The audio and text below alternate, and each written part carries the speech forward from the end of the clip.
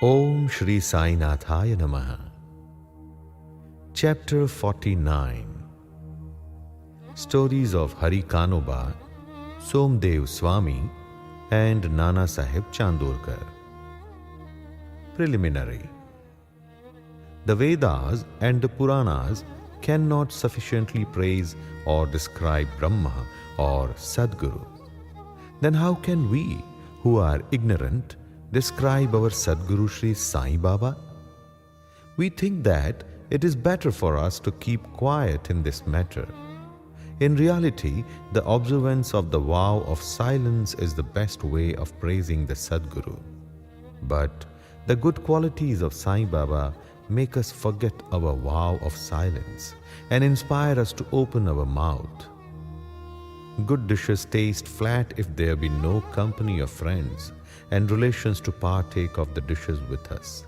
But when they join us, the dishes acquire additional flavor.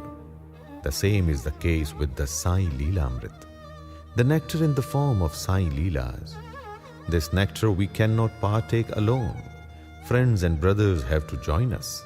The more, the better. It is Sai Baba himself that inspires these stories and gets them written as he desires.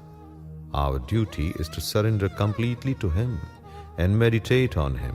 Practicing penance is better than pilgrimage. Pilgrimage, vow, sacrifice and charity. Worshipping Hari is better than penance, and meditation on the Sadguru is the best of all. We have therefore to chant Sai's name by mouth, think over his sayings in our mind, meditate on his form, feel real love for him in our heart, and do all our actions for his sake. There is no better means than this for snapping the bondage of samsara. If we can do our duty on our part as stated above, Sai is bound to help and liberate us. Now we revert to the stories of this chapter. First story of Hari Kanoba. A gentleman of Bombay named Hari Kanoba heard from his friends and relations many Leelas of Baba. He did not believe in them as he was a doubting Thomas. He wanted to test Baba himself. So he came to Shirdi with some Bombay friends. He wore a lace-bordered turban on his head and a new pair of sandals on his feet.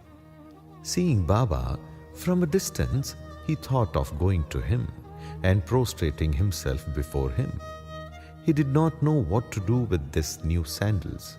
Still, going to some corner outside in the open courtyard, he placed them there and went in the masjid and took Baba's darshan.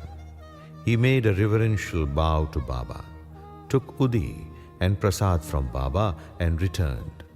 When he reached the corner, he found that his sandals had disappeared. He searched for them in vain and returned to his lodging very much dejected. He bathed, offered worship and naivedya and sat for meals, but all the while he was thinking about nothing but his sandals. After finishing his meals, he came out to wash his hands when he saw a Maratha boy coming towards him. He had in his hand a stick, on the top of which was suspended a pair of new sandals. He said to the men who had come out to wash their hands that Baba sent him with the stick in hand and asked him to go on the streets, Hari ka beta, jari ka feta, and told him that if anybody claims these sandals, first assure yourself that his name is Hari and that he is the son of Ka, that means Kanoba, and that he wears a lace-bordered turban, and then give them to him. Hearing this, Hari Kanoba was pleasantly surprised. He went ahead to the boy and claimed the sandals as his own. He said to the boy that his name was Hari and that he was the son of Kanoba, and showed him his lace-bordered turban. The boy was satisfied and returned the sandals to him. Hari Kanoba wondered in his mind, saying that his lace-bordered turban was visible to all, and Baba might have seen it, But how could he know his name Hari and that he was the son of Kanoba? As this was his first trip to Shirdi, he came there with the sole object of testing Baba and with no other motive.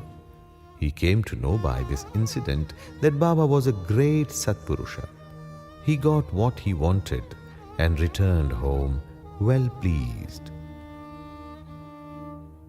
Second story, Somadev Swami. Now, hear the story of another man who came to try Baba. Bhaiji, brother of Nanasaheb Dikshit, was staying at Nagpur. When he had gone to the Himalayas in 1906 AD, he made an acquaintance with one Somadev Swami of Haridwar at Uttarkashi down the Gangotri valley. Both took down each other's names in their diaries. 5 years afterwards, Somadev Swami came to Nagpur and was Bhaiji's guest. There, he was pleased to hear the Leelas of Baba, and a strong desire arose in his mind to go to Shirdi and see him. He got a letter of introduction from Bhaiji and left for Shirdi. After passing Manmar and Kopargaon, he took a tonga and drove to Shirdi. As he came near Shirdi, he saw 2 high flags floating over the masjid in Shirdi. Generally, we find different ways of behavior, different modes of living, and different outward paraphernalia with different saints. But these outward signs should never be our standards to judge the worth of the saints. But with Somadev Swami, it was different. As soon as he saw the flags flying, he thought, why should a saint take a liking for the flags? Does this denote sainthood? It implies the saint's hankering after fame. Thinking thus, he wished to cancel his Shirdi trip and said to his fellow travelers that he would go back.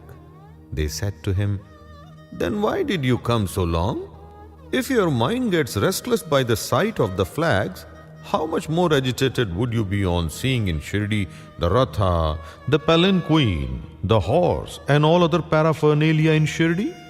The Swami got more confounded and said, "Not a few such sadhus with horses, palki, and tum-tum have I seen, and it is better for me to return than see such sadhus."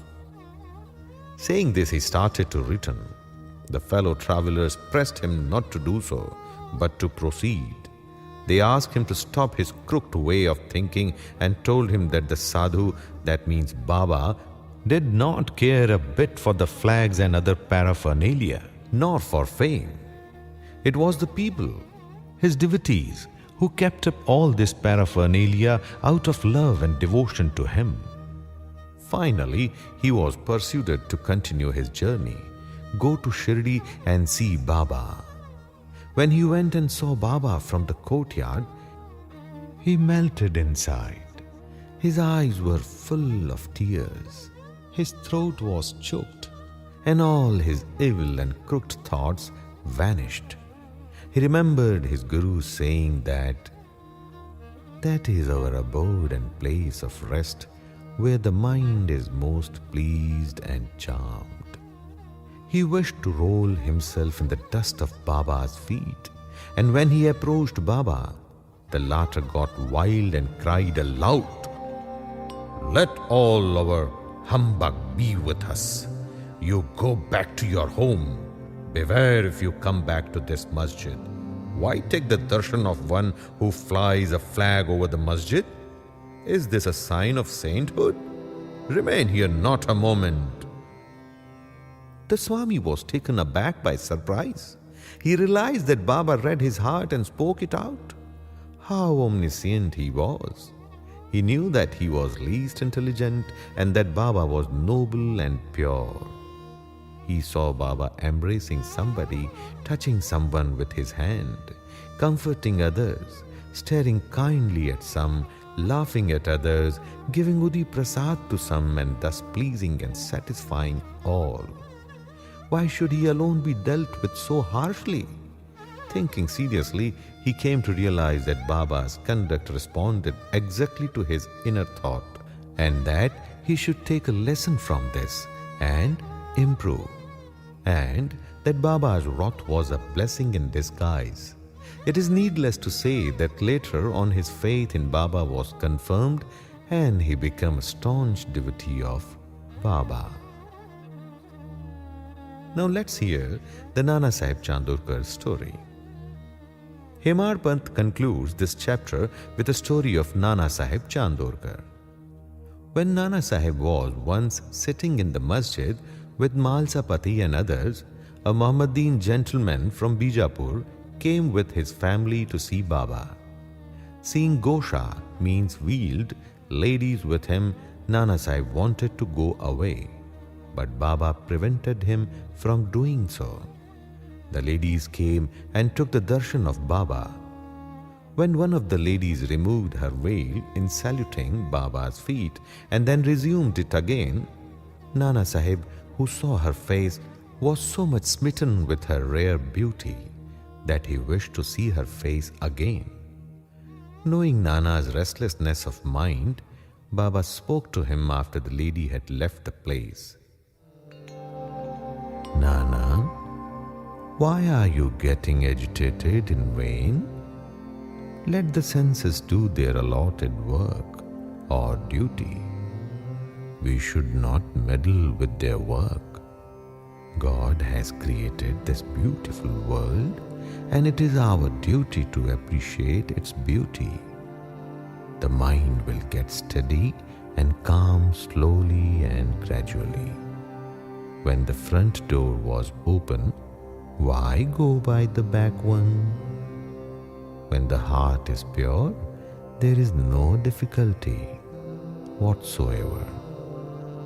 Why should one be afraid of anyone if there be no evil thought in us? The eyes may do their work. Why should you feel shy and tottering? Shama was there and he could not follow the meaning of what Baba said. So he asked Nana about this on their way home. Nana told him about his restlessness at the sight of the beautiful lady and how Baba knew it and advised him about it. Nana explained Baba's meaning as follows. That our mind is fickle by nature. It should not be allowed to get wild. The senses may get restless. The body, however, should be held in check and not allowed to be impatient. Senses run after objects, but we should not follow them and crave for their objects. By slow and gradual practice, restlessness can be conquered. We should not be swayed by the senses, but they cannot be completely controlled. We should curb them rightly and properly according to the need of the occasion. Beauty is the subject of sight. We should fearlessly look at the beauty of the objects. There is no room for shyness or fear. Only we should never entertain evil thoughts. Making the mind desireless, observe God's works of beauty. In this way, the senses will be easily and naturally controlled, and even in enjoying objects, you will be reminded of God. If the outer senses are not held in check, and if the mind be allowed to run after objects and be attached to them, our cycle of births and deaths will not come to an end. Objects of sense are things harmful. With viveka, means discrimination, as our charioteer, we will control the mind and will not allow the senses to go astray. With such a charioteer, we reach the Vishnu Pada, the final abode, our real home, from where there is no return. Bow to Shri Sai. Peace be to all. Sainatharpanamastu. Shubham bhavatu.